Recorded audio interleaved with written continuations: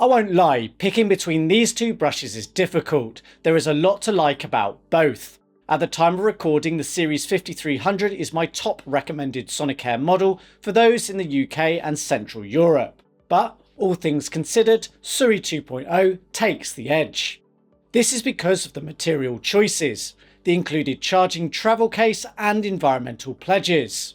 Let me run through the differences in a bit more detail. Unlike the plastic rounded construction of the Series 5300, the SURI 2.0 is made from metal and weighs in at 69 grams compared to the 123 grams of the Sonicare. 2.0 is thinner in both width and depth compared to the 5300 with a flatter profile. SURI is available in 5 colours, whereas the 5300 is typically available in 3, albeit there is a variant with a case which is sold in white and black only at the time of recording. Both brushes have different yet similar sonic motors. SURI produces up to 33,000 vibrations per minute compared to the 31,000 strokes. In use, the Sonicare feels more powerful and intense, but there isn't a great deal between them and the power has limited impact on the cleaning results. Despite both being sonic brushes, SURI does recommend using small circular motions when brushing the teeth, while Philips does not. I can't say what the long-term impact or differences are, but unless you really dislike the idea of adding this additional brushing motion, I wouldn't worry too much about this difference. Both brushes essentially have 2 cleaning modes. SURI has deep clean and gentle clean, whilst the Sonicare has one clean mode, which can be changed between 2 different intensities. They are named differently, but essentially they are the same. I believe this caters to most users perfectly, a more gentle and a more powerful mode. SURI does signal the difference between the modes via a different coloured light on the brush handle. The 5300 does not. You do hear the sound difference in the motors and feel the change in brushing sensation in the mouth. Both brushes have a 2-minute timer and pacer, but the 5300's pacing is configured to 20-second intervals, whereas the SURI 2.0 is set to 30-second intervals. The outcome is ultimately the same, but if you are an existing electric toothbrush user, you are likely more used to the 30-second config than 20. There is no ability to change this. Both brushes will power off when the 2-minute cycle is complete. Both brushes have a pressure sensor, which is great. SURI's actually stops the bristles of the brush completely when activated, but I've noticed it's less sensitive and I have to apply about 10 to 20% more pressure for it to be activated compared to the 5300. The Sonicare implementation is therefore better in my opinion. The sensor can be turned off on SURI if desired. SURI offers just one style of brush head for the 2.0, whereas Philips have an array of different brush head styles available for the 5300 series. Ultimately, they achieve similar results and are priced fairly similarly too. It really isn't worth getting too bogged down in the different brush head styles, but Sonicare does suit those with sensitive teeth better, as they do offer a softer bristled head option that SURI does not.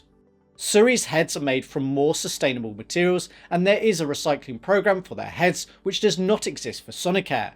But, in fairness to Philips, they are beginning to use more bio-based plastics in their heads, which is a move in the right direction to compete with SURI.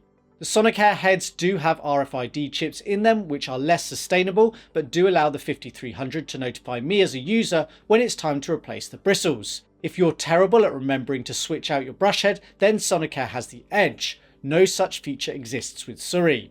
Rechargeable lithium-ion batteries are sealed inside both handles. However, in use, I've achieved 46 days with the 5300 series compared to the 38 days from the 2.0 from SURI. SURI charges quicker, up to 7 hours compared to the 24 of the 5300. Both have USB charging stands, but the overall stand design is different, with SURI being the more compact option. SURI also uses a USB Type-C connector on the end of the cable rather than the Type-A on the Philips stand. Philips do offer a USB to 2-pin adapter, which SURI does not.